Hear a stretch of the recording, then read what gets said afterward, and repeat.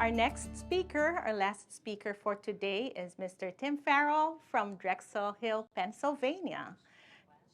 Tim is a successful retail florist, floral educator, and sought after speaker in many symposium, events, and educational forums. So without further ado, let's extend a warm mahalo to Tim. And by the way, if you want to catch last year's presentation, he did one for HFNA last year, but that's on film. But you're in for a treat because we're having a live presentation. Aloha, come here.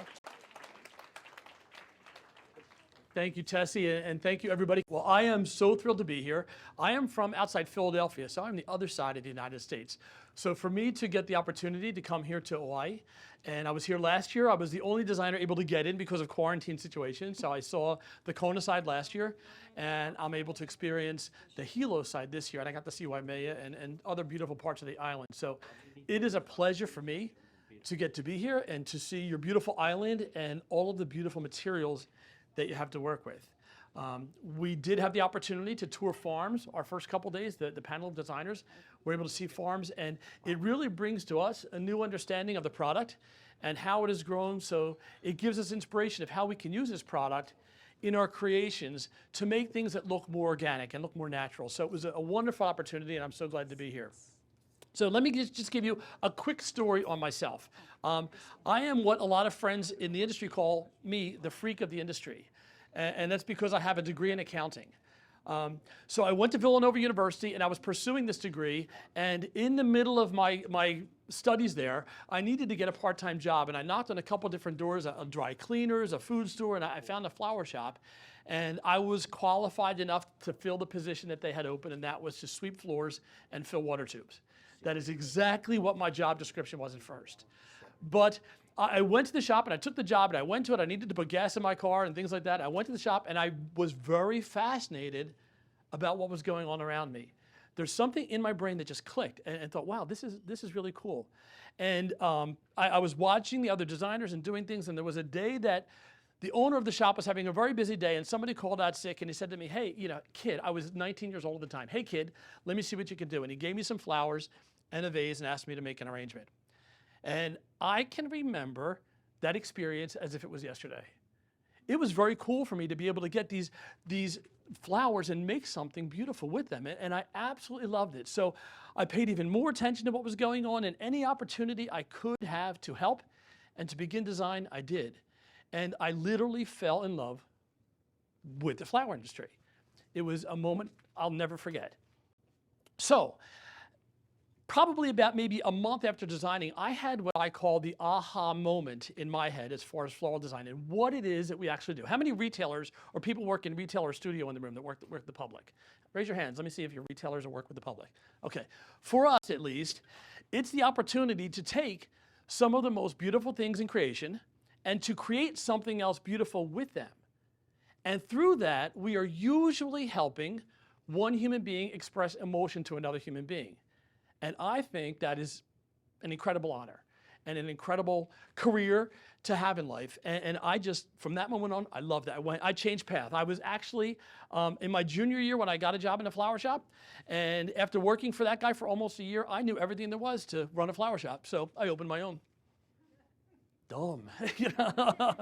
Boy, did I find out fast how much there was to learn about the flower industry. But I was 21 years old, I was living at home, I didn't have any bills, I could afford to make mistakes. Looking back now, turned out to be a really good thing. I would never advise it of one of my kids if they asked me if they could do that, okay?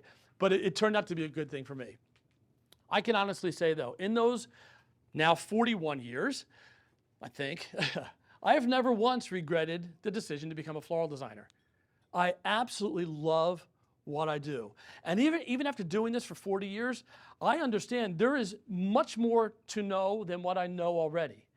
Just working in the design room with Bruno and with Sue and with Hitomi, it lets me view my art through somebody else's eyes and to learn from that. And that's really what a forum like this is all about. We're good at what we do, but we get to put more in our mental toolbox, and we get to put more ideas there and draw from them later, and not just copy, but maybe make those ideas our own, and then allow us to express that in our art. So That's what I feel is the most passionate part about what I do. And on top of that, the icing on the cake for me is when I get to be out and be an educator, because I get to share with other people. And then again, I get to learn from other people. So it keeps me young and fresh. Even though this gray hair doesn't look it, I'm much younger in my heart than this is. Okay, I look in my magic mirror and I see 35 every day. Okay, I don't see 60. I see that it's just a different thing. And I think this business will keep me young forever. And I hope to be doing this till I'm 90. So that being said, let's move on to some designs. And my charge for today was, being the guy from the Northeast, we don't have a lot of opportunities to work with tropical flowers because there's not as many available for us at our wholesalers. So I talked to Hitomi and Eric about this beautiful mini symposium we're having here. And what I want to do is show ideas that you will see here. I'm going to bring the Northeast to you, but through the magic of the video, I'm hoping to bring Hawaii to people in all parts of the United States when these videos are shown and when there's a virtual presentation, so that we can all learn from each other and use new ideas to expand our work and make them our own. Okay, you guys ready to have some fun? All right, let's do it. Please, during any time in this presentation, if you have any questions, please ask them, because I guarantee if you're thinking of it, somebody else is too, and everybody in the room will learn from any questions. So wave your hand, or if I don't see you, just call it out, and we'll see if we can answer questions and make it very conversational. There is nothing more boring to me than to hear myself talk for an hour and a half, so please help me get through that. I will say, being from the Northeast, I have been accused of speaking at 60 words a minute with gusts up to 120. So if I say something too fast and you need me to repeat it, just tell me, hey, just repeat that again or explain that again. I'll be glad to slow it down. But sometimes I get real excited about this and I get on a pace. Okay, so Brenda, thank you so much for being our stage manager and our assistant. Have we given Brenda a hand today? Because you're awesome and we appreciate you for all you do. So I wanted to just start with my favorite flower. Two of my favorite flowers, actually. My absolutely favorite flower is a green cymbidium. There's something about that citrusy green and the little red or pink freckling in the throat. It has a natural color harmony to it, but it's the form of the flower as well. In beginning, we talked about two of our elements of design. We talked about color and form.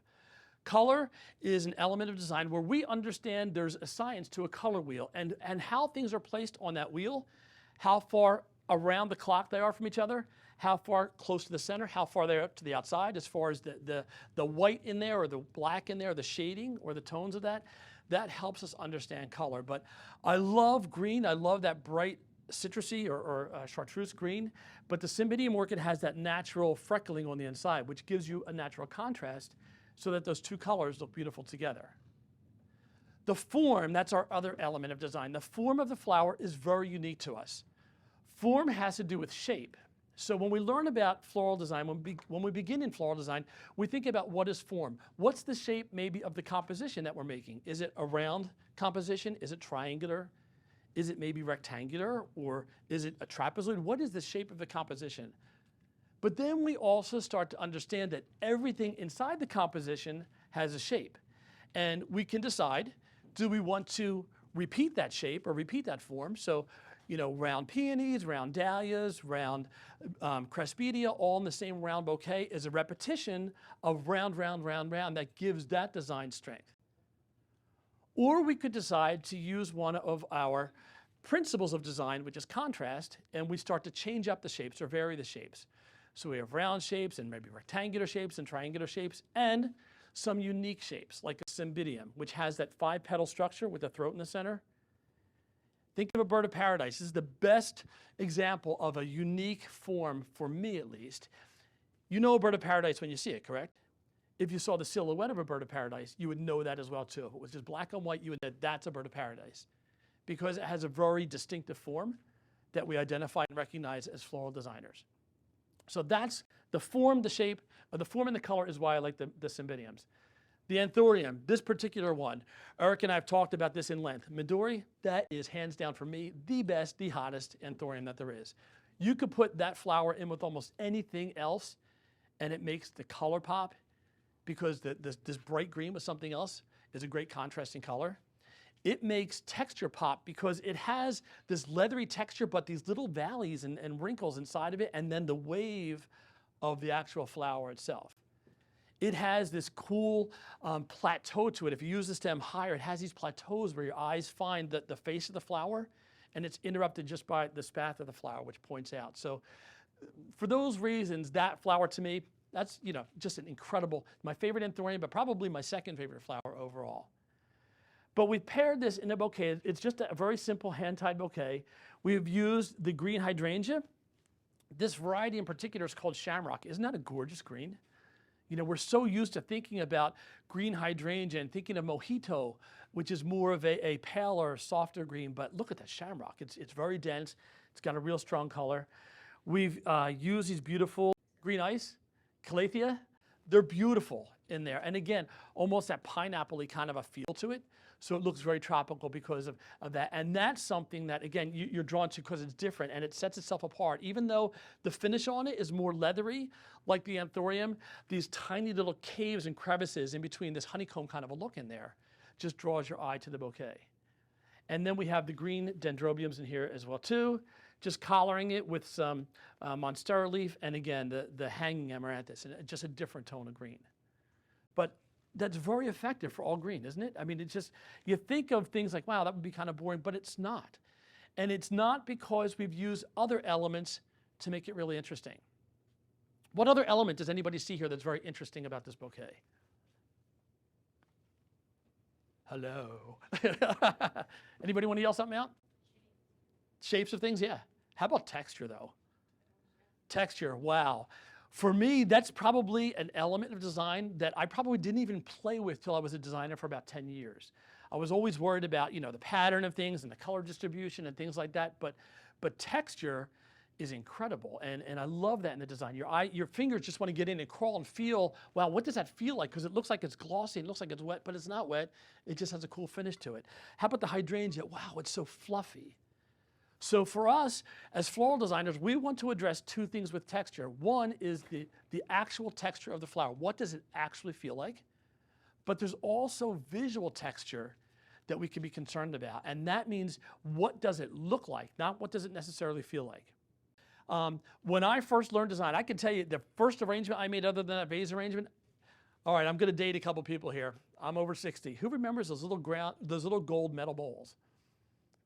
Put a piece of foam in there, make a little boxwood bush out of it, and then put in a carnation in the top, 3 carnations in the bottom, 3 carnations in between, and then you fill in with daisy pom-pom status, baby's breath, till there's no room left to breathe, and it looks like a Jell-O mold of flowers, right? It's like all one surface, completely the same.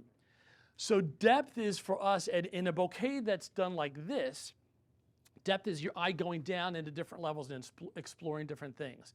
And it is a little bit harder to achieve with all the same color, but by placement of flowers, you can bring your eye in different levels, so your eye wants to crawl inside. So we're gonna talk more about these elements and principles of design as we go on, but let's go and finish up this bouquet. So what I really wanted to do with this was, you know, the monstera is there, but I wanted to figure out a way to treat the handle of the bouquet and what this was. And I am probably the last person in the world to pick up a bolt of ribbon. I just don't like it. So it has places, and a lot of people use it, but for me, it's not where my instincts take me. So what we're gonna do with this is we're just gonna take a little bit of bind wire and pull this apart here. And this product, for those of you, I know most everybody's seen it, but if you haven't, this is an incredible product by the Oasis company. It is a very thin monofilament wire wrapped with paper on the outside, comes in a roll like this. Biggest mistake I ever made was taking the label off the outside the first time I used it. It becomes this big tumbleweed, we'll say, of stuff. So always just pull from the middle, never take the label off till it's your last piece. But this is a fabulous product. So we're gonna take some of this banyan root, and I just wanted to use it because I think it feels very organic, and for a girl that's holding this bouquet, if she were to have it in her hands and feel this banyan root in her hands, it would be an incredibly textural experience as well too, and kind of fun. So we're just gonna wrap this about maybe, we'll say 60% down there. And we're gonna twist it as close as we can to the center. I'm gonna turn this upside down for now, so you can see that it almost looks like a nest, doesn't it? And then we're just gonna get our bind wire and take it and just start to wrap around, because the bind wire will disappear almost, It's a little bit lighter in color, but it will almost disappear in the banyan root and allow us to secure the banyan root to this and create a very substantial size and texture that we have here for the handle of the bouquet. And you know, there's something that I just like the organicness of that and the feel of it. It just feels so much more luxurious than it did just having the plain exposed stems there for that. So we're going to take a look and find out what I think this is probably the best side of that bouquet. I mean, it can be viewed from all sides, but that's the best side. But now, what if we take this design to a new level? And we change up, and we're going to change the color harmony a little bit, but it's basically going to be a mostly green bouquet. But what if we take some of the banyan root, and we've taken just clusters, and I've got an 18 gauge wire here. By the way, this is something, I have been in this business 40 years, and just this year I found out what the gauges mean. Does anyone know what 18 gauge means as opposed to 26 gauge or 36 gauge? You know what that means? Anybody know? Say again? Yeah, so the lower the number, the thicker it is, but there's actually a reason of what those numbers mean. It's how many wires laid side to side equal an inch. Anybody else? I never heard that, but is that cool? That's exactly what that means.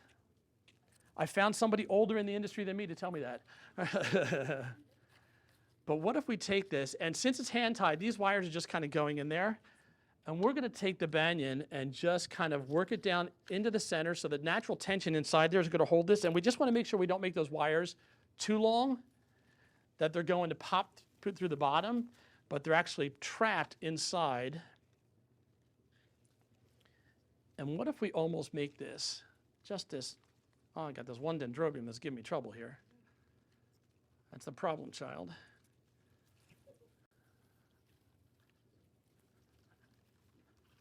Yeah.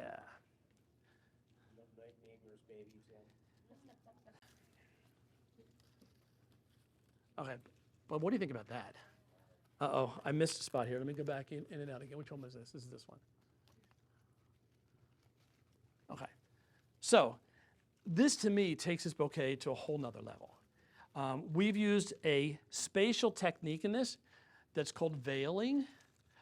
There's a couple different spatial techniques that we use, and it's basically a way that we're using the element of space, again, one of our elements, to make the bouquet more interesting, to take it to another level. This is something that I will agree. Most brides would rather bouquet 1 than bouquet 2. This is a little far over the edge. But if you were doing a bridal show, you do this, people are wowing, okay? This has, to me, what I would call the where'd you get that look, okay? When you do things like this, people start to ask, where'd you get that? Where'd you get that? And it's a way to brand yourself as somebody exceptional in your field, and a way that people start to, wow, where'd you get that? It came from Smith Flowers. Oh my gosh, where'd you get that? It came from Grace Flowers. Third time, where'd it come from? We'll say Grace Flowers again. We'll say it because they're on the island. The third or fourth time people say, where'd you get that? It came from Grace Flowers. There's a transition that starts to happen. And people see this and they say, oh my gosh, look at that. I bet that came from Grace Flowers. And it's a way that you can just put things out that look different and a little bit more unusual, but allow customers to say that's the unusual, that's the artistry of what we do and how we like to have things out there. So that is bouquet number 1. You guys like that? Okay, let's send that around. And you could play with this banyan root forever, but for the sake of time, I'm just gonna leave it where it is right now, but kind of fun. Can we pass this around? Is that okay? Or somebody can go get married with it if they want. That's all right too. Oh, thank you, Bruna. Okay. So, do you like that combination? I think that Sue, you and I should get together and produce a wedding with all yellow and white because that would be so much fun. But again, it's using color. So let's talk about some of the elements of design. And again, elements of design, something, again, I was in this business, I was designing for probably 10 years before I knew there was such a list. I would call myself at that time an instinctual designer. I kind of knew what looked good together. I kind of got colors that worked. I kind of knew about the different, layers of things I wanted to put in there. I knew about the size differences, things like that. But I really didn't know why I was doing what I was doing. But when I studied the elements of design, Just help me get to a new level and help me really explore things and make things more fun. So the elements of design, there's 8. There's line, form, space. We talked about form and space already. Color, pattern, texture, size, and fragrance. If you can make that list of 8 and think about those things in every design you create, you will be a better designer. Okay. Line for us is the visual path that your eye takes when looking at a design. So we see some designs and they're very vertical, they're up and down. We see some designs that are very horizontal. That beautiful yellow marigold tablescape that you have, that's a beautiful horizontal design. We see things that are more like an S shape, or we see curves, we see diagonals. But what is the line of this design? It could be vertical, right, because of the drop, but what is the actual line of the arrangement? Does anybody want to take a guess? It could be triangular if you look at it this way, the shape, yeah. But if you're holding it this way, it's something you're gonna be, oh my God, yeah, you tricked us. It's a radial design. Everything radiates, the line radiates out of one point. And if you think of this when you're teaching floral design, or if you wanna share this with some of your newer designers in your shop, the best visual I can explain is tell everybody, imagine fireworks in the sky on a beautiful night, and all that light radiates out of one point. There's a point in the middle that everything moves out of.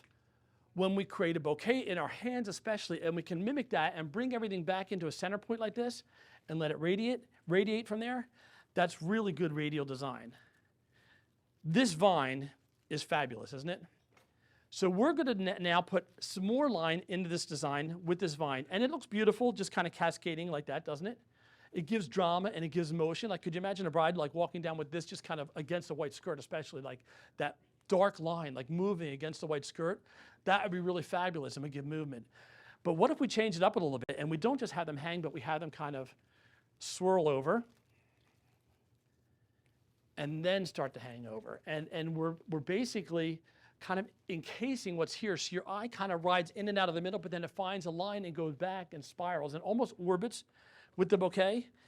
And then if we just take a couple of these, and we don't even have to put them into the bouquet if it was a last minute kind of a thing, we can just drape some more over and have these lines cross and just lightly lay right on top, just like vines would do in the rainforest here. They kind of just find their way over and lightly cover other materials.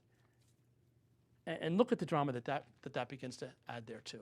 But it is a type of philodendron, I could tell by this. I don't know, but it's so beautiful. And these have actually been cut since last night. I wanted to leave them out overnight to see how they do, and they really do okay. And we could keep going, but you know, again, for like a bridal show where you just, maybe there's a little bit over this king protea now. We might want to thin that out a bit, but you know, having something like this with such drama added to it would be great. This also has a less predictable shape to it. Many bouquets that are created, especially for me in East Coast, are very, very round. And we're finding that people are getting a little bit tired of that. And Lois, you did some beautiful bouquets, and the ladies you were with on stage this morning did gorgeous bouquets, extending the shape and just allowing things to breathe a little bit. And that's kind of what this does as well too. And these gorgeous oncidiums that Eric and Mark gave to us from Greenpoint are just the perfect thing to just allow things to extend out without the bouquet becoming very heavy looking, because they're so light and ethereal, they just kind of dance. But that'd be a really cool kind of thing to have on a runway as well too. Wouldn't it? Beautiful for an outside wedding. Okay, let's move on. You didn't know you were going to be our vanner for the day, did you? Let's see how we're doing on time here. Sometimes I get so excited about what I'm doing, I forget all about the time. Oh, there we go. Okay. Oh, thank you, Brenna. Do you want this after? Yeah, we'll just leave this here for now. So this, again, you know, color is what jumps out on this, but this was created using a very different mechanic. And I shared this mechanic last year when I was here, but I was asked to do it again because so many people seem to get some good use out of it. So there's a material that comes from the Oasis company, and it's called rustic wire. If you've not seen this before, it comes on a roll, just like I showed you. And basically it's a heavier gauge wire that has like a mixture of jute and paper on the outside, but it gives a very natural organic feeling to it because it's not uniform all the way up. There's some clumps of material, then there's some like, you know, fuzzy spots on it, then there's the smoother spots. But it's pretty heavy engaged, and it actually can create great networks. So what we've done was we've created out of that basically a version of this, and it's one of those handmade chicken wires. But to do this, for me, I take 8 pieces of wire that are basically my wingspan, and I fold them all in half, and I lay them on the table. And what that does, it gives me 16 extensions, we'll say. I take it in my hand and I twist this together to create the handle, and then I take all 16 and bring them out on a spoke. So, I mean, it would be like a giant wheel like this. If you take the first 2 spokes that are next to each other and you put your thumb between them and you twist it twice, you get each of these little windows, as maybe we can show the camera here, those little windows here. And if you think about it to start, you almost want it to resemble a rosette stained glass window, where there are those oval-shaped petals with a little point to it. You go all the way around the outside with all 8 pairs, which is 16 wires. And then you basically switch it up. The one part A from pair 1 and part B from pair 2 is what you want to take, put your thumb in between and twist. If you want this pattern to become very flat, because you can make this very flat, you keep expanding the size of the hole that you're creating with your thumb or 2 fingers or whatever that is as you go out, because you need that pattern to get bigger and bigger towards the outside, because 16 wires in here, only this far apart, but 16 wires out here are much further apart. If you want to create a more cup shape or a round shape, you start to keep that space the same so that it starts to close in on itself. So this is basically what was done, and we almost created an orb for this bouquet, but didn't close it up all the way. With that being said, and we can pass this around too so people can see, and again, this could be done, as a designer, I'm a very impatient designer. I do not like to do anything that takes me more than 30 minutes to make. I'm just not patient with it. But if you wanted to really take the time, you can make that look like machine work and have it so precise that everything is exactly the same, or it could be a little bit more organic and forgiving, and that's kind of what I do. So I very quickly can make that structure in probably 10 minutes to that point. What I did was I took that same structure and I kind of inserted my flowers through it so it becomes like a natural mechanic or an armature to hold your flowers in a hand-tied bouquet. And I nested in there just, a couple of, there's 1, 2, 3, 4, 5 different varieties of flowers in here. I started by putting in this beautiful purple dendrobium, and then I chose to use these Protea. I don't know which variety of pincushion these are, but I love these because they have a very flat center when they open, and it does create, like what Mike pointed out earlier, these planes for your eye to kind of land on, or landing pads, we'll say, or lily pads for your eye to kind of rest on, then go down to the next one, then go down to the next one. So it creates a way to give your eye a place to move through that. In doing that, we're also employing one of our other elements of design, which is the element of pattern. And pattern is either a repetition of something or kind of a direction, kind of like rhythm. It is kind of associated with rhythm, which is a principle of design. It gives our eye places to move from one place to the next place to the next place. And we can do that with like flowers, or we can do that with spatial techniques. But with this, it was like flowers in a stepping stone fashion. We then put in these beautiful miniature shampoo ginger and then the amaranthus, collared it with just 2 of these beautiful leaves. I believe it's a member of the alocasia family, but I'm not 100% sure. But it's just cool like that, isn't it? It's just a very cool thing. And when you get up close to it, you'll see there's still these little tiny windows that your eye peeks through to find the rest of the arrangement. So the color harmony on this, for me, is a fun color harmony. I love that purple and orange together. It's very vibrant and it's very intense in color. But I like the way that these windows are here. And on the ends of every one of those wires, I just glued on one of the peach hypericum berries. So there's not like a raw end of a vine there or wire there. There's a little finish there. What I created next was I created one of those chicken wire pieces that doesn't have the handle. It's just basically they're the spokes of the wheel, and they're all different lengths. There's this cup shape or this dome here, and then I curled them a little bit and put the hypericum berries on the end there. And this, when this is done in this way, can become almost the top of the shell that you have there. And you just need to kind of wind these down through and have these be extensions. And it has this look that looks so incredibly labor intensive, because until you get a really close look at it, a consumer will look at that and say, oh my gosh, how did you get all those big flowers inside those little holes? Like, it's kind of like the ship in the bottle kind of a look when you see it.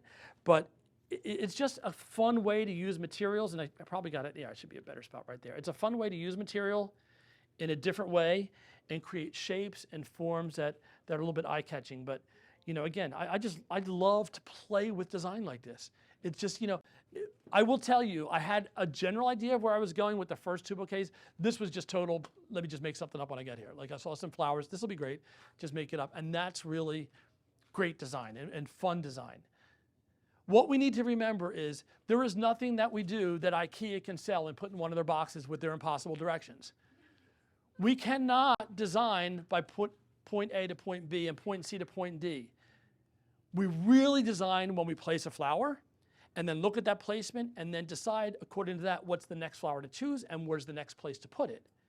And when we do that, that's when we're designing flowers.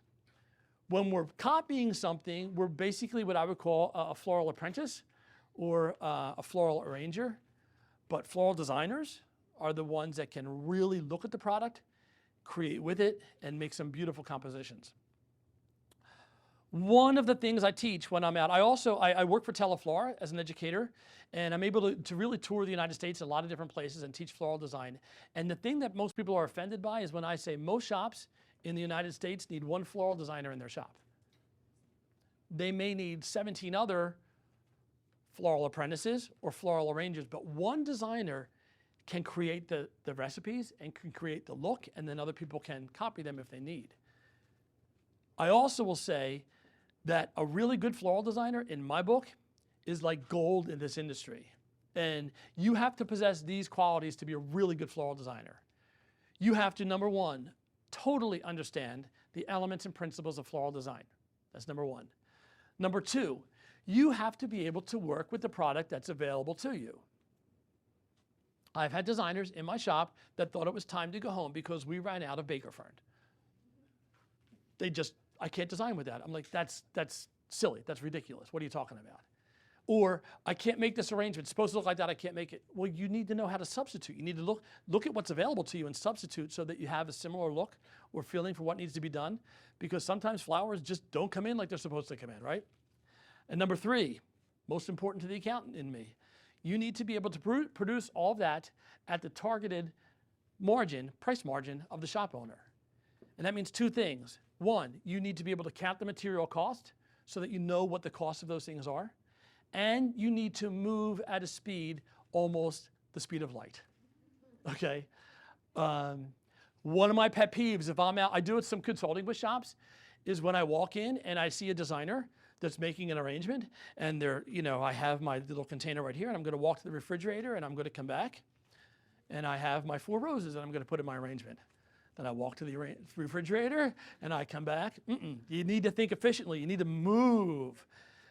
It also has to do with, you know, if you're gonna have the conversation about what happened on House of Dragon last night, that's awesome. But you gotta arrange while you're doing it. You can't just stop. You gotta arrange. And the thing is that many designers don't understand is that I believe flower shop owners are pretty much the most generous people on the face of the earth, but we can't give what we don't have. When we work together as a team to produce really quickly, to produce efficiently, to be able to make sure that we're not stuffing the arrangement with too much product, to make sure we take care of the product, that we're not pulling, you know, 1 stem out, leaving 3 stems hanging to dry. When we do all those things and we work together correctly, flower shops can be profitable businesses, and I do know that every flower shop owner I have, if they had more money to share with their employees, they'd do it. So we all need to be on the same page and do things like that. But while we're doing that, wow, we can have fun, and we can create, and we can make gorgeous arrangements and just fun arrangements like this. Okay, that felt like flower church, didn't it? Like I was preaching. No. There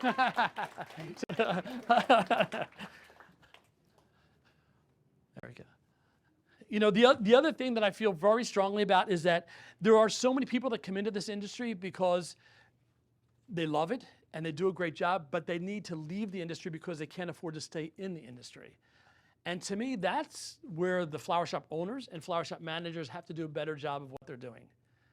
You know, at some time, we got to be dad or mom and say, nope, that is not the way it's happening, or this has to change, or that's not where we're going. We got to be the ones driving the car and direct people and give people the information that they need and the direction that they need to succeed. And that way we'll be able to, at the end of the day, have a little bit more in the coffers so that we can pay people so that they can stay in our industry for a very long time. It would be a shame if somebody as talented as Brenna went into the industry and had to leave because she couldn't afford to stay in there. So that's, a major talent in our industry. Like, that would be really sad if that happened. So by working in a shop that can allow her to stay in there, or by doing your own work and make that happen, that's how we stay in the industry and we become even better at what we do, and we can share that with others. Okay, let's move on. Am I talking too fast? Doing okay? All right, I need a sip of my Pepsi. A little caffeine here should help, right? Okay, thank you so much. I'll just put this back here for now.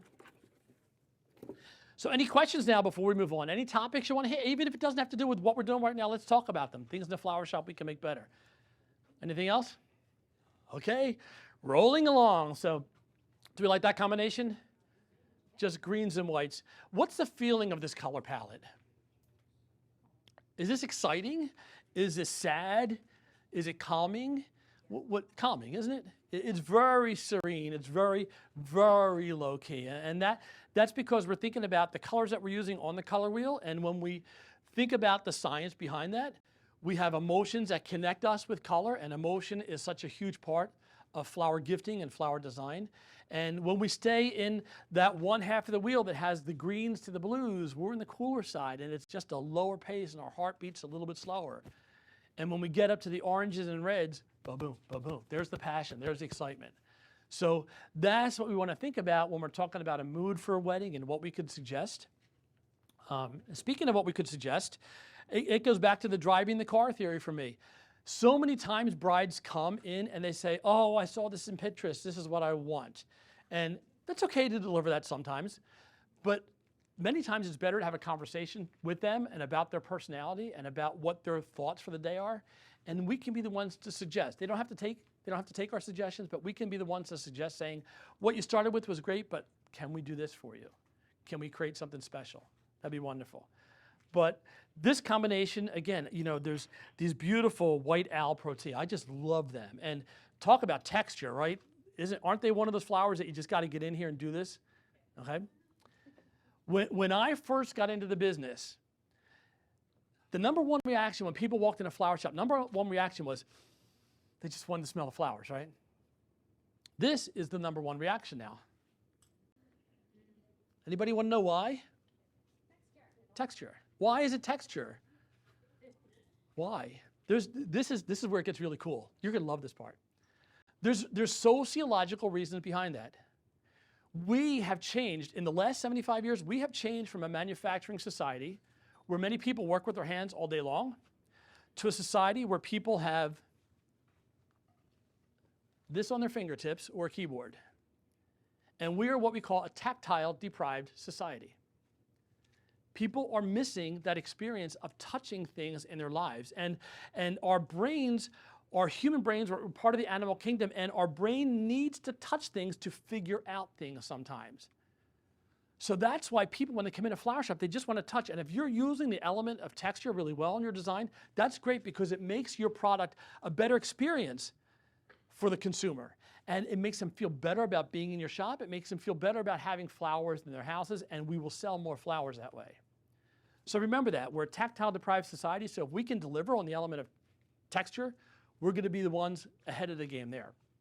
But I love, again, this beautiful anthurium from Greenpoint, mini cymbidiums. It's the big one, but small, but I'll still love it, just great. And the Song of India in there with that green hydrangea, but, basically just a teardrop shape. This is what we used to call this, back in the day. My kids call me old school all the time. I have no idea what that's supposed to mean.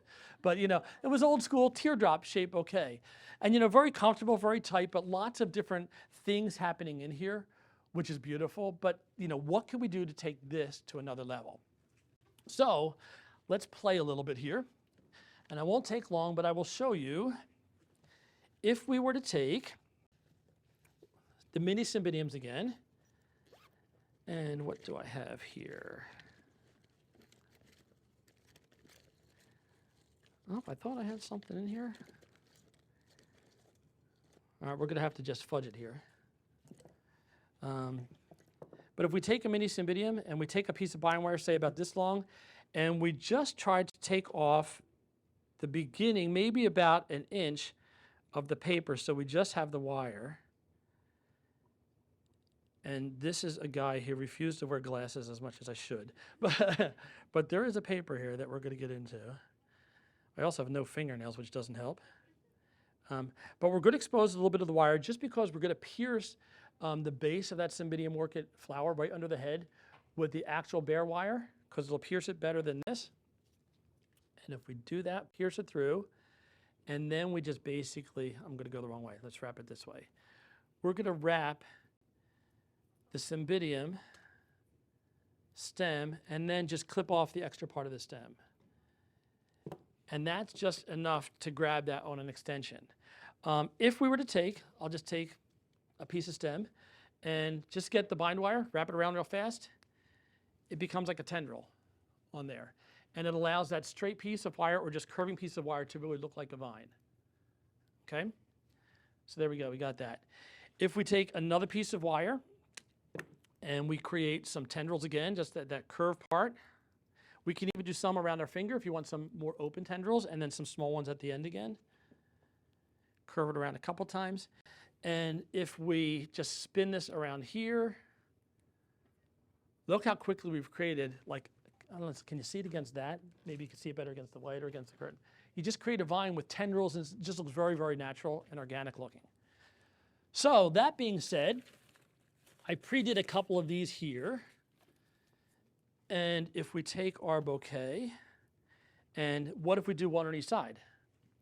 So instead of having to find the inside of the bouquet again, if we just take these and work these into the bouquet like this, and maybe over the top like this, and have these tendrils now just beautifully dance through the bouquet and off to the side, we can create a lot more space in our design and extend the form or the shape that we started with.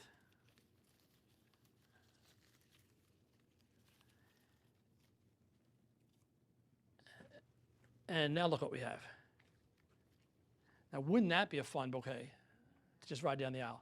Yeah, and I would think in this, the cost involved in this, cost as far as material cost, is probably half a stem of cymbidium orchids. So, you know, my part of the country, that might be another $10. The bind wire was probably about 16 cents, if you figure out what that is. The labor, the time to do that, may be another 15, 20 minutes. So altogether, you know, say if we had, as a shop owner, if we had cost involved in that of about maybe $12, $13, $14, you know, but could we charge an extra $50 because of that look? Yeah, we absolutely could. So, you know, these, if I was doing them for a wedding, I'd probably really want to tuck these in a little bit better to make sure that they didn't move once they're there. I would definitely maybe suggest installing that part on site instead of trying to put this in a box and get it out again. But, you know, it's a great, just fun look, and just adds motion and adds drama to a relatively, you know, static bouquet that we had there. So let's move that one around. Thanks. So let's go back and finish up the elements of design. So we talked about line. Funny thing about line is, not funny thing, but interesting thing about line is, when we talk about the element of the line, we break it into two different subcategories. And all lines can either be static or dynamic. Static line is when your eye kind of rides on one surface. It's just right there. Dynamic line is when your eye stays on a plane but has a little bit of dance to it. So if you kind of remember the word dance with dynamic, that'll allow you to understand the differences in line there. So the other categories that we can break line into are actual line and implied line. Actual line is when you have a material that goes from point A to point B in an arrangement, and your eye actually moves from one place to another. So if you imagine if we had a very tall arrangement and there was a stem of ginger on it, your eye can be at the flower and can take you all the way down to the base of that design. That's actual line in design. If we were making another arrangement, and say if we're still using Hawaiian flowers and we had bird of paradise, and we have, if there was a container here and we had our first bird of paradise here, and the second one a little bit off to the left, down lower, third one a little bit to the right, fourth one here, your eye visually connects those like elements. Your brain does the working there and says these belong together, so boom, we're following this, and that creates an implied line for us, and that's what that is. And if we think about it, we've used these things for years. Anybody ever do any mug arrangements back in the 80s?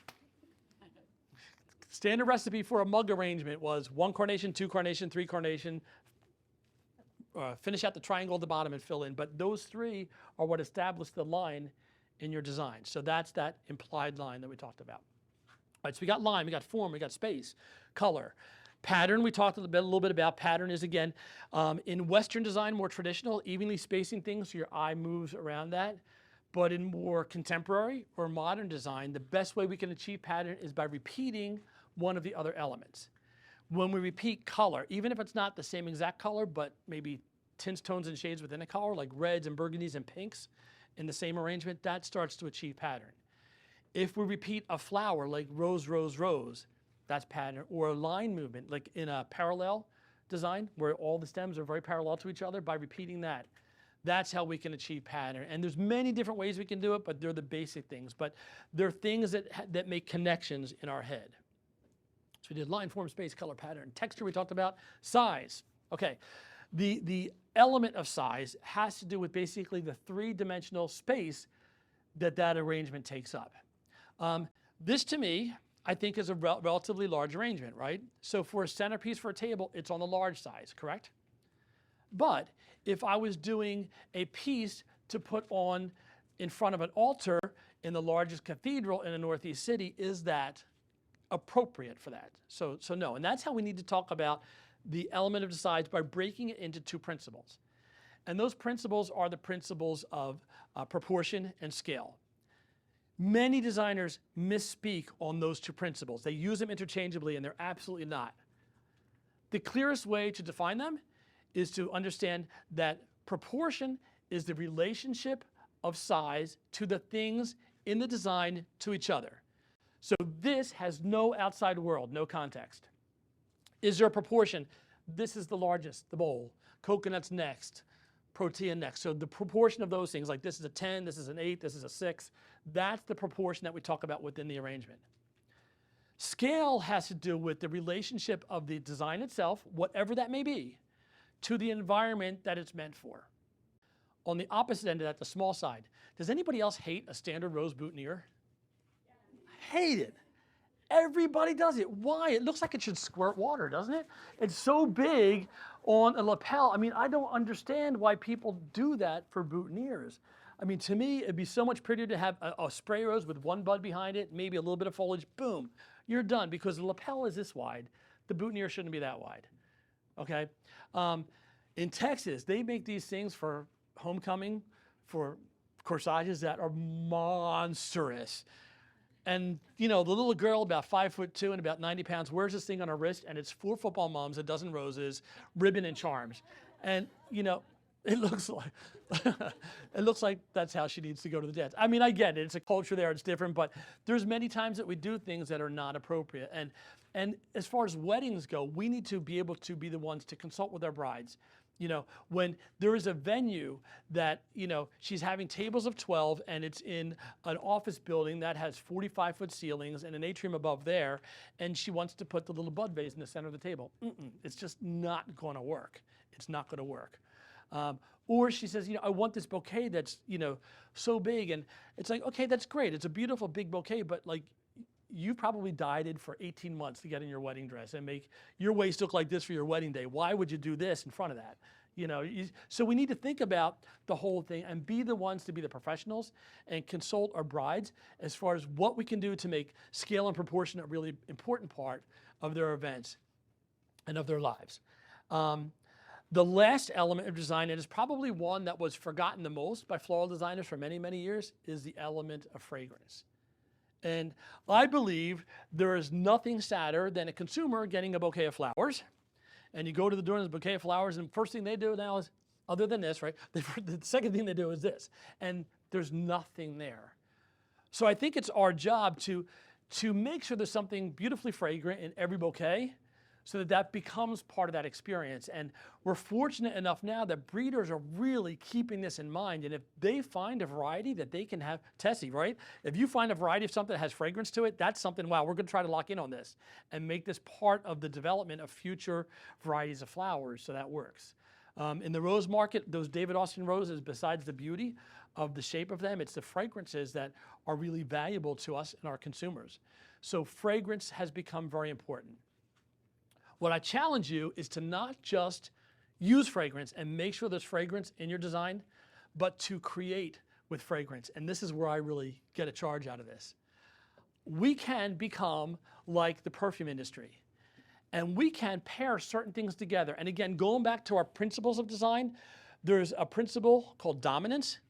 And underneath that, underneath dominance, there is something called accent. And we need to think about that as far as fragrances also. So what if we got a beautifully fragrant, like spicy Cymbidium orchid and paired that with sweet pea?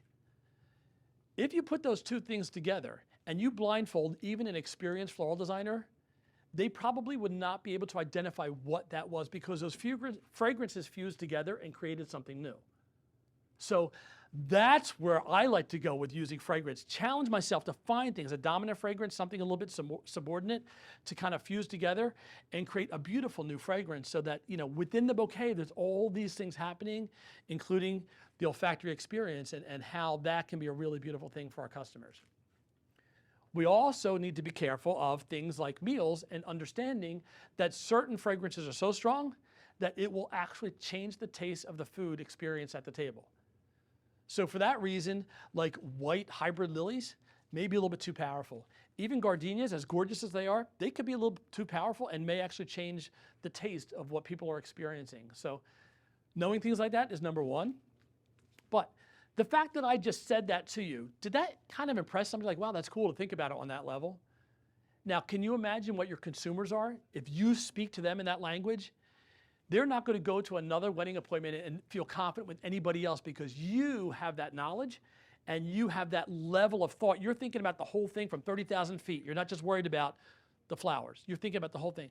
That gives them the confidence to trust you and to let you be the expert, so that you can then do what you need to do and also charge appropriately, right? How many people in this room are independently wealthy because of your efforts in the flower industry? We are our own worst enemies. We don't charge enough for what we do. And we had, Sue and I and Bruno had a discussion with Hitomi about this earlier, and how, you know, we really are our own worst enemies, and we have to stop. We have to know what we need to charge. We have to, you know, get it on paper. We know what our bills are. We have to be able to be confident enough to charge. And if we overcharge the customer, oh well, that's okay. Undercharging the customer is not okay, because it will put you out of business and it will not allow you to do the things that you need to do in the business. Okay, so that sums up the elements of design. So let's get on to this. So I wanted to create something for a table for a banquet. And wouldn't this be kind of fun? You know, again, I'm Northeast, so I'm thinking, what could we do? What would be Hawaiian? What's Hawaiian? What's Hawaiian? And they no longer sell Hawaiian punch in the store, so that was out. So I had to think about what would be Hawaiian, and coconuts to me kind of jumped out. So I wanted to use coconuts in the design, and let's get this off the table for now. And do you like those materials paired together? I mean, the King Protea, look at the basket that it's in. Isn't that great? It only took me about 20 minutes to make that, because I just walked into Home Goods and found it, and I thought, that'll do. Okay? But somebody took the painstaking process of cutting apart branches and nailing them together and creating this beautiful bowl that I thought, wow, the finish on this really does work with the coconuts. So this is bringing in the principle of unity to my design. There are too many instances where the flowers and the container look like they've come from separate worlds. There's no unity to the whole thing. So when we think about how do we bring unity in, it's color, the color, texture, very similar. So now what's down here becomes part of the arrangement. We could also then just continue on the tablescape, and what if we just, you know, well, what if we just put a couple more coconuts on the table now? You know, it just extends the whole look of what's there. It's a theme, it's fun, you know, but, you know, it's unexpected. This is where I wanted to go with this. So this was the idea, but when I got here, I thought, wow, we have this beautiful King Protea. Look at the foliages that are, I mean, we have the Song of India, we have the Podocarpus, and these two beautiful monstera leaves. Oh, these are philodendron. I'm sorry, yes, they're not the flat ones, the big ones. So there we go. But with these philodendrons, we've used another spatial technique with this as well too. And there's two techniques we've actually used here. The first technique is called shadowing, and that's whenever we take one material and place another very like or same material in a very similar position. So if the sun was shining this way, it would look like this could be the shadow of that. That's shadowing. It also does something else where it lightly kind of covers what's here, and that's called sheltering. It's sheltering what's below. And even if we move this one up maybe a little bit higher here, okay, this starts to shelter what's below. And again, it's using the human brain and how we project that people will interpret our art that make it interesting. The experience that this mimics, and I'll try to get it on a real simple level. Have you ever been at a window table of a cafe, maybe on a rainy day? Imagine sitting at the table and it's just pouring outside. You're right at the window. And there's people walking by, you know, with umbrellas. If you guys are like me, you're nosy. Who's under the umbrella? You kind of want to peek under there to see what's there. And that's kind of what this is doing. It's making what's underneath special. So your eye is drawn to here, but like what's it protecting? What's underneath there? And that's how we've just used a simple material to bring attention to, wow, look what's underneath here. We got this great grouping of these protea, and they actually make a path that go right through this design. You know, 4 flowers, 4 very expensive flowers, you know, but 4 flowers in with this, it's just fabulous. And again, the texture that is brought up by the Podocarpus and the Song of India and the coconuts, you know, great contrast and texture in the design. So if we want to add to that, we're going to say, okay, so we got to this level, and maybe, you know, our bride has a bigger budget, but what would be better than just these beautiful phalaenopsis to add to this bouquet? So if we take these and we just start to use the beautiful arc of the stems, and this one looks a little bit dehydrated, but you get the picture. We're going to use these in here. And again, I do know that I'm kind of blowing the budget on this one, but hey, it's a show in Hawaii. I'm going for it, right? But what if we just add these in and allow the space to just explode from the arrangement? And again, it's that radial line where all these lines, even of these stems, are directing you back towards the middle again. So there is foam in there. It's a loamy dish. It has a block and a half of foam in the center, and it has a network of chicken wire on top so that it's very sturdy for movement and placement. I am actually one of those people that is not a total proponent of total sustainable things. I think we all need to do our part to make things as sustainable as possible and to be conscious of what's in the environment and what things we can reuse. But I also feel that it is almost impossible on a retail level in a regular shop to be that 100% sustainable and be able to produce quickly and fast.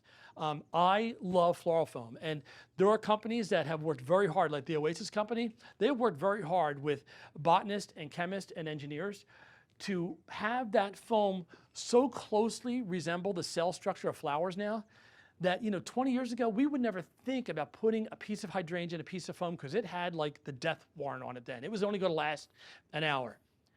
I can put a hydrangea in one of their foams. It's called Springtime Max Life foam. I could put a piece of hydrangea in that foam on a Monday, and it's gorgeous on Saturday still. And that's not even in the refrigerator. I mean, it is that, they've worked so hard to make it work to that level. So what my philosophy on it is, let's reduce. I can't be purist and make money because foam is fast for me. I can design so much more quicker in foam. But let's reduce what we use it where we need to use it. And for me, that's where I feel like I'm at least being responsible and doing my part for the environment, but able to deliver things at the customer's price points and needs that are very acceptable. The other thing is that these companies also are working on making these products. Like right now, the Max Life foam does break down. It doesn't on a chemical basis break down, but the actual material will break down in a landfill. So it's really, I know Facebook is everybody's main source of information, but you kind of have to like read through it and make use for it yourself the best way you can use it. I mean, I'm all for protecting the environment, but I just think that we have to kind of do what we can do as far as be responsible, but we also have to be successful in our businesses and in our design work. So there's a place for everything is what I'm saying. Yes, so I'm not ashamed to say there's foam in there. And let's just put one more, maybe just tuck it back in here. But so even with this, in having these flowers on different levels, this one's a little bit sad, but you get the idea. But can you see how that creates such depth? Your eye rides all the way to the back of this arrangement. It isn't just flat where everything's facing forward. Your eye is brought back all the way to here because of these beautiful white flowers, bringing a direction back this way as well too. Okay? But again, if somebody in the Northeast couldn't come to Hawaii for their wedding, but they wanted to have a tropical wedding, this will set the theme. When people walk in the room and there's things like this on the table, wow, I get it. It's a wedding, it's all white, but it is tropical because look at the foliages, look at the beautiful orchids and the coconuts, that does it. So there's very simple ways that we can just use our minds to deliver things and create things for our customers when we know the big picture. Okay, so let's talk about the principles of design, then we'll get to this. So principles of design, we have balance. Balance is very important to us for both visual balance and physical balance to a design. In, again, the simple scenario I like to tell people is think about children on a seesaw in a playground. If you have two little guys and they're on a seesaw in a playground, the chubby guy cannot be in the same exact part away from the fulcrum that the little skinny guy is, right? It just won't balance. Boom, it's down here, okay? If the chubby guy scoots his way to the middle and the skinny guy goes all the way to the back and maybe hangs off, then you get balance. And that's what we have to keep in mind when we use materials. Everything has a visual perceived weight to it. Protea, those king protea, they look heavy, don't they? They're very heavy, very weighty. Hydrangea even look weighty, even though they're so light, because there's such a mass of material in one area together, it has a lot of visual weight. Something like this, very light visual weight. Okay, it actually moves, it looks very light. So the further away from the center that we have light things, we can have other light things, but we need to have things in the middle that are heavier to kind of balance that, to give us that balancing effect. So just remember that. So we have balance and harmony. Harmony is how well do those things in the design play together. Think about music and harmonizing music where there's different instruments and different people singing in different pitches maybe or whatever, but do they blend together well? And that's what we want to equate that to in our floral design. Unity we talked about. Rhythm. Rhythm is a fabulous principle of design, and I could talk about rhythm for about 6 days and not be done, because we can control rhythm. Where your eye moves in the design and how it moves from place to place is how we create rhythm, and movement is what many people call it, movement in the design, how your eye rides from place to place. We can also create the pace at which that movement happens. So for example, let's just take one of these. The beautiful stem like this, and your eye finds, the tip usually and starts riding down the stem. And I would say in this frond, your eyes maybe, let's say it's riding at about, 30 miles an hour down the stem here because it's finding every one of these. If we take this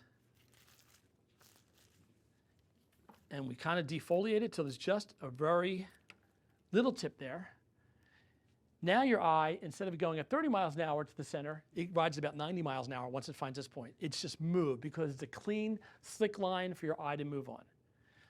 Same as this. If there was just one dendrobium on the end, like the one that just fell off, if there was just one on the end of this, your eye would ride very quickly to the end, but each one of those is actually a stop point for your eye. So it slows down the time that it takes your eye to discover point A to point B. So that's how we can use rhythm in design. Unity, harmony, rhythm, proportion and scale, we talked about those, and there's another one, there's 7. So there's basically, no, there's 8. There's 8 primary principles of design, and then there's all these secondary principles of design. One of my favorite, under the principle of contrast. Contrast is how things are different from each other, and how we use those differences to bring out beauty and to bring out characteristics and things. One of my favorite secondary principles of design is tension. And tension has to do with, does it look like there's another force working on that bouquet, some other force? So if we had a design and all the florals kind of went this way and kind of moved towards this way, we would be creating something called a windswept design, and that's looking like wind is working on our design. Gravity is a big part in bridal work because a lot of times we have things that are kind of flowing down. So when making a cascading bouquet, If you remember, gravity is the secondary principle, the tension. You want to have gravity look like it's spilling over. You want to create a bouquet that does look like gravity is happening there. Many florists make cascading bouquets and they look like, boom, spokes, come like liatris, liatris, liatris, liatris. And they said that's a cascading bouquet. It's not. It's a radial bouquet that happens to have some longer than others. Cascading really is that motion where it just kind of flows. But think about playing with different concepts and thinking about what other forces can be implied in your work. Can you show a concept like time in your work? How would you do that? And even think about the stages in between. What if you had a design that had flowers, if you had sprouts, flowers, fruit, and seeds in the same design? There are different times of there. Could you imply temperature in a design? Sure. You know, dusty miller, white flowers, even the gorgeous bromeliad that we saw, it looked like it had frosting all over it. I mean, that can convey temperature. Let's really go out there. Black hole. How would we show that force in a floral design? Think about what it is. Lots of materials on the outside. As you go in, there's just nothing. So, pretty cool. And we do need to be careful of boxing in certain things, but there are stereotypes and things that they fit into very nicely as far as that, and it has to do with color and textures too. Even I have found myself, as far as designs, it is more often that male designers are more concerned with line and form, and female designers are more concerned with color and texture to begin with as designers. They're the things that people, but again, it's a generalization. It's not for everybody. But yeah, we can play as designers and really think on a different level. There are things that in knowing this and then trying to apply these and fit them into our customers for their needs are really great things to know. But yeah, I mean, I would like nothing better than to have a week sometime of just talking about design with other people. Don't even need to use flowers, just talk about it, because there is so much to explore. Okay, wow, we got to move along here. So this design, we're going to try to create real quickly, because what I want to show you is that what we do is important, but it doesn't have to take forever. And you can create a very, we'll say, substantial design in not a lot of time if you just keep focused on what you're doing, maybe talk a little bit at the same time. That is one of the other things I do like to preach. It is possible to design and talk at the same time. I had a guy that worked for me one time that, came in, had to talk about everything all morning and talked about, and I said, Adam, that was his name, you gotta, if you're gonna talk, it's fine, but you gotta design at the same time while you're on the clock. It's just part of, being efficient. And he said, okay. And the next day he came to work and he's really conscious of it. And, he's talking about, what happened on Survivor last night and blah, blah, blah, blah. And he cut the same stem like 20 times. And then it went into the design. Well, that doesn't count. You gotta be producing and doing things. So aren't these torch ginger gorgeous? I mean, I've never seen them like this before. So Allison, thank you for finding these for me. So these are awesome. But you can just really move through something if you keep your eye on what you're doing. I, as a professional designer, I love to use a knife, and I would highly advise that to anybody. This knife is like an extension of my hand. I can design all day, eat lunch, and do paperwork with this still in my hand and never cut myself. Okay? So for those that are using clippers, it's okay, but if you really want to become efficient, you never have to worry about putting the knife down or putting the clippers down, picking it up again. A knife is like your best friend. Biggest secret is you need to know how to lock this in your hand, that those two planes never change. That knife never moves from 2.5 inches from my thumb. If it does, that's when you cut yourself. So just lock it in, and get a stem, and it basically has to do with locking your hand like that and just pulling. And that pulling motion on an angle, you can cut through even a stem as substantial as this pretty easily. Branch materials, okay, I'll give you the go. You got to get the clippers for it. But most other things, if you can work with a knife, you can really move along. Let's move these back here for now.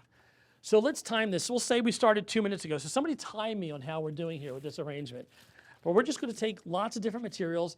This is going to be for the aisle of a beautiful tropical wedding, where we're going to do arrangements on the other side of the aisle. And they need to be pretty substantial in size, take up some room, but we're going to do lots of different things and have them in this design and see how much fun this can be. But, I do think, again, like I said before, I can make a mug arrangement in 5 minutes. I can make a casket spray in 20 minutes, and I can do a $300 arrangement in 20 minutes too. And when you can do that, that doesn't mean you charge the customer for 20 minutes of time. You still charge the customer for whatever it is, 30% labor, whatever you need to do there. Charge them for that and make that the money that goes in your pocket, because I do like to also say that no matter what, if somebody asked me how long it would take me to make that arrangement, I would never say 20 minutes, I would say 40 years. Because it's the experience that we have in what we do that allows us to be quicker at what we do, and then allows us to be a little bit more profitable in what we do as well too. There we go. These are Monstera, correct? Yeah, thank you, yeah. And this beautiful Song of India. Take that.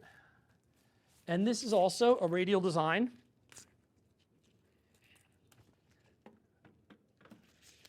I usually am the messiest designer in the world. I just kind of, where I work, I can cut and throw on the floor until I'm 2 inches taller. Then it's time to sweep and make a new design. So I'm trying not to make that mess here, so I might slow down a little bit, but we're going to put these King Protea in low and make sure that we get them in before too much of the space is taken there, because if you have a lot of insertions already crisscrossing in there,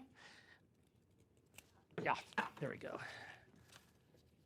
It's going to give you a little trouble, but those are just magnificent, aren't they?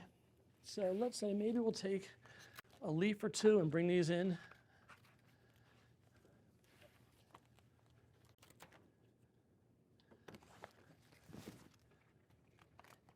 So we also remember, what's the energy in this? The energy is like everything's coming up and out. It's almost like a fountain.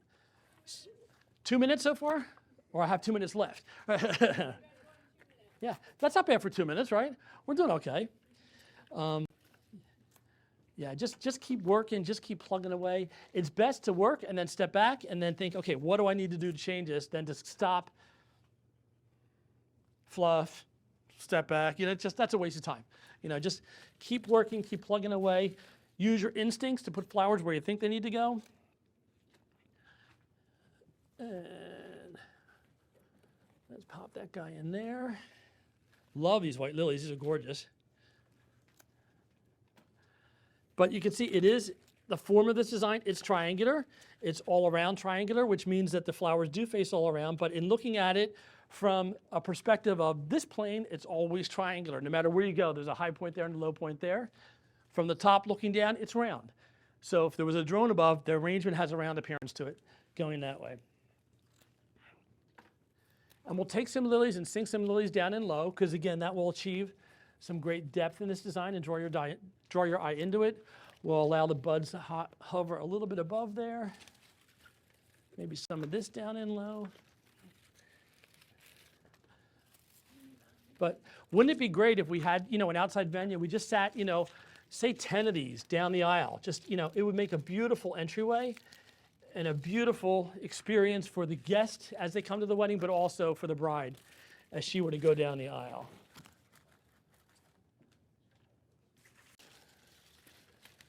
Yeah. We're giving this a collar of foliage on the outside. That wasn't just by accident. I mean, that was by accident that I said that, but we are actually just giving it a collar of foliage on the outside. We'll put a little more of the Song of India in here. Oh, broke it. Tuck it in there. And then we're going to think, what else do we need to add to this? Just maybe something a little bit lighter, because there's a lot of big stuff in here. Pop this guy in there. And this guy down, maybe down low here. Yeah, well, let's do some more lilies. Why not? They're here. They're beautiful. So if this was, say, give me a ballpark, guys. What price would an arrangement like this be in your neck of the woods or out of your shop? Give me some ballparks. Nobody say $29.99. 300? 800? Yeah. 350? Okay. I will say the King Protea themselves, that's like $125 right there. I mean, they're like in Northeast at least, they're probably about $25 per flower wholesale. Yeah, they can be really expensive. So if you haven't bought those before, I will guard you. They're a little bit pricier. This is another just different foliage we're going to put in here. I like that grayish green to the outside of that. We'll just kind of work it in to give us some space. Allison, how are we doing on time right now? Okay, almost time for lunch. But isn't that the discussion that happens more than once a day in a shop? What's for lunch? The minute people walk in the morning, it seems like we're asking about that, right? And you know what happens? You pretty much go to the same place you've gone almost all the time. But I guess it's fun to talk about it, as if somebody's going to come up with an idea that everybody's like, oh yeah, that's what we got to do today. You end up going to Taco Bell. It's just like real ridiculous, right? It's beautiful lace flower we're going to pop in here just to add another texture. I love the fact that the foliage has been taken off this already, because I think, again, it allows you to have this big plateau of white way out here, but then the stem to bring your eye back down inside. But, I mean, wouldn't it be nice? Just say, let's say average-wise, if this was let's say a $350 arrangement, okay? If we're charging 30% labor, what can we round that out to? About $110 for labor. Allison, what kind of time we got? 7 minutes, 30 seconds. Okay. So let's say we'll round it up to 8 minutes. And we were just able to charge $110 for 8 minutes worth of work. Okay, we all have the capability of doing that. This is what we're going to make up. Yeah, this is good. What we're going to make up for the 20 emails that we didn't expect from the bride that we had to answer, or the change in plans, or the staying up late at night to find the flower that we really wanted to have that didn't come in, that we got to source from somewhere else. So we need to be brave enough to demand pricing and to get things. And I mean, it has a high perceived value, doesn't it? You can get some people maybe not. Some people get 250, 350, whatever. But so and just imagine now 12 of these going down the aisle. Wouldn't that be great? And 12 of them could be done in time before lunch. Be kind of fun.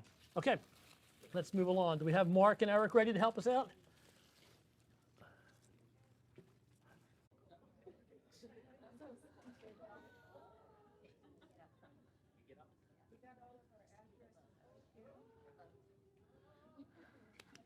I think these guys need a hand, don't they? Nope, over this way, right in the front. Right in the front, yep. It'll be much easier for you.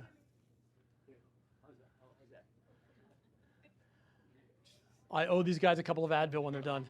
And if we could just bring it back this way, a little bit further back, so we got room for me to stand in front too, that'd be great. That's awesome. Right there? Yeah. Okay, pretend that leaf didn't rip. Okay. So, do you like the structure? Okay. So this was, for myself, a challenge coming here in doing something for a wedding event, or what brides want. They want those Instagram moments, don't they? They're so jealous of each other when they have these things, these picture perfect spots. And what I've seen is it's been the same shape over and over again. We got that hoop. We got the arch. We got the hoop. We got the square. What can we do to create a different shape and have something that really makes that spot that's really great for pictures, for not only them, but for their guests as well too. So with this, I actually bought this structure with me from Pennsylvania, okay? It just took some thinking ahead of time. I knew that shipping to Hawaii was ridiculous. I asked him how much it would cost to ship a box, just a box, and it was like $180 3 weeks out. It's very, very expensive to ship things here directly. So I have a friend whose son is a welder, who I basically sketched what I wanted, and it was this shape. It was, kind of like a panel with the half moon kind of cut out of it. And I sketched it out, and I said, but what I need you to do is make it for me in 4 pieces. So there's a post in each one of these vases. The first piece goes from here to about here. Second piece goes from there to about there. The third piece goes from there to the top. And they just lock into each other, and I just stack them up. So I was able to fit all that in a suitcase and bring this here. And luckily with my mileage, they didn't charge me extra for the suitcase. So it was great. So it cost me, it was nothing to get here. But it also can break down and become very useful as a prop in a shop. But is that not a cool shape? You will see, if you see these levels of birch that are on here, it's like I guess a 3/8 inch wire frame to this whole thing. There's the upwards, there's the curve, and then every other one of these birch pieces has a piece of that wire behind it. And that's the structure. So what I did was I attached birch to cover all of those first, and then went in between the lines and did it again. So it kind of disappeared as far as what the structure is that's holding it together. So the birch is the first thing that's there. The base is basically, it's 2 vases. They're wood vases that I bought at Home Goods. We went to Home Depot. Colin Gillian was kind enough to take me to Home Depot. We got a piece of of 1/2-inch plywood there. That was, we just had a foot cut off it, so it was a 2x4 piece. We just cut it into 2 feet by 3 feet, brought it back, stained the wood at the bottom, then top stained the wood vase. They kind of coordinated better, and then screwed the vases into the plywood from the bottom. I didn't have a long drill bit. I went from the bottom and just turned it upside down and screwed them in. So that's the support. Poured plaster of Paris in these, and then stuck the rods in there.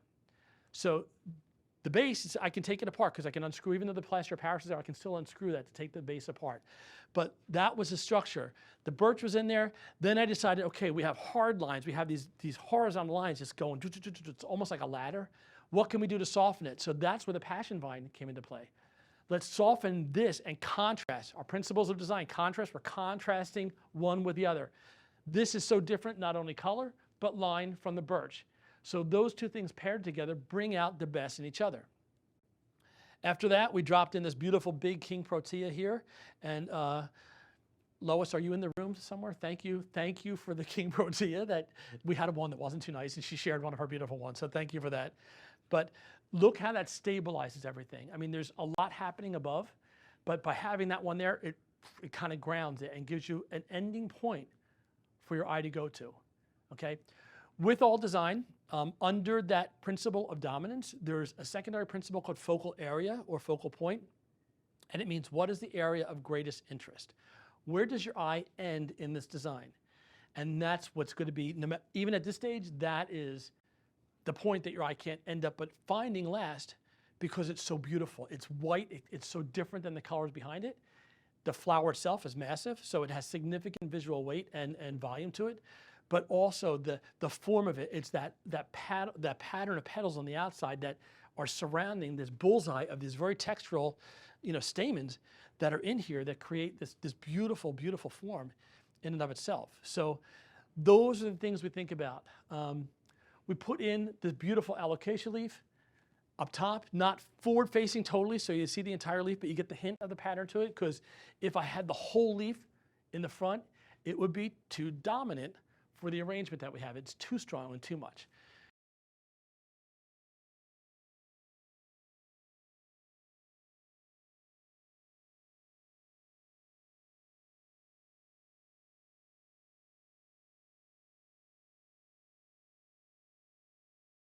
There's another texture there that's in the design for visual interest and accent. And then we have some water tubes, and these are basically those cheap plastic water tubes with the pick that we put in dish guards sometimes. We took off the outside petals of a Protea that wasn't doing too well and used our bind wire to wrap them. So they look, to me, they give the ambiance of like a Polynesian torch, where you have the can that has the fire with, wrapped in something. So that was a little bit of flavor that I wanted to add to the design, and they're the water tubes that are here. But, I even think something like that, by itself like that, I could live with that. Like, to me, that's art, and to me, that's interesting. It can make a really beautiful photo spot. But let's think about, adding some things in. So let's do a little bit more like, oh, this alocasia is not too great, so we're gonna take him out for now. We're gonna put another one in. The alocasia is not a gorgeous leaf. These things for us on the Northeast, ooh, these are expensive. They're expensive plants, they're expensive specimens, but we're gonna take this and just kind of wire this in here onto the frame, and sometimes it's not even the frame, it's the birch that's there. But what if we take this and we just allow this to, again, almost umbrella over what's down below. And I might need to tuck this guy in here a little bit to keep it in place. So now that starts to protect the Protea that's there. What if we take these and, what the heck? These are fabulous, aren't they? Color here is good, but color here, it pops, doesn't it? It just pops. So if we take the Oncidium and we find a way to network this through and find some of the water tubes, they could share rent with the passion vine if they needed to. That's quite all right, because there's plenty in there, and this is just going to be for a short period of time of an install. But I love how ethereal these Oncidiums become. Eric, you and your crew do an incredible job growing these. Where's Eric in the room? Is he here still? Oh, give him a hand. Yeah, he's back there. Give him a hand. I mean, they're just incredible. And this one needs to be lower. And this is the kind of thing that, budget might be what dictates how much you can actually put into this design. But I think some of these beautiful yellow orchids, and this one may be shorter, this would be fine. We'll put this in here too. I love how the yellow just becomes electric in front of all the brown that's here already. And we're gonna pop this into there. If it was for a short period of time, you don't even need to worry about a water source. If you could just find the tension in the design, as far as the physical tension, to hold that into place, that's gonna be beautiful too. And these orchids are so well hydrated, they will be absolutely fine for a couple of hours. And this has a water tube here I can find. So excuse my back, guys, as I'm designing this, but this is gonna be fun. And this one, what if we take this and kind of just weave this through the structure? And some of these, if we felt, I think the placement is more important right now. We could always go back and add in water tubes if we wanted to. But I think it's also important to address the other side to give it depth. If we bring things behind and let the transparency of the arrangement really be shown, and let your eye be drawn through that network of birch that we've already established there to find what's behind sometimes. And I can actually find the same water tube here doing this. It allows, again, your eye to just explore this at a different level. Oh, I have another of those anthurium leaves, and I'm going to use it in a second. Let's put this here, and we'll just we might let some of this actually peek through as well, like that. And yeah, I think we need to change this guy, because if anybody's taking a picture, it needs to be a little bit better than that. Yikes. Good thing I didn't make this 7 foot tall. Right, Eric?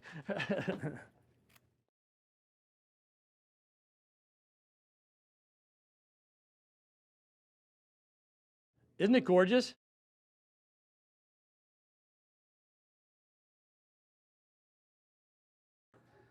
So I will get another water tube on that later, but let's just go for speed here and see what we can do to finish this up. And again, my favorite again, Eric's beautiful Midori anthurium, just those bright, bright greens. Just a couple here, a couple there. And layered inside as well as a little bit towards the outside is just fabulous. And maybe one here. I like these because I think the stem actually is just as important as the flower itself. And we're going to get one way up here. And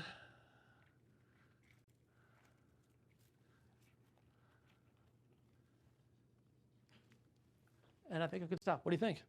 Kind of fun, huh? So suggesting things like this, let's push them. Whatever they want, they can do more. They don't have the budget. Isn't that what they usually, oh, we don't have the budget. Do you know how you get more out of the budget? Whenever you need more money from somebody, there's one thing you got to keep in mind. How do you get more money from somebody? Create need. If you say to a bride who is 27 years old and is on her phone all day long, we've talked about the personals, we've talked about the reception pieces, we've talked about what's for the ceremony. If you possibly could do it, can I create a custom design for you that's going to be your Instagram spot for your whole wedding? All your guests are going to come to this.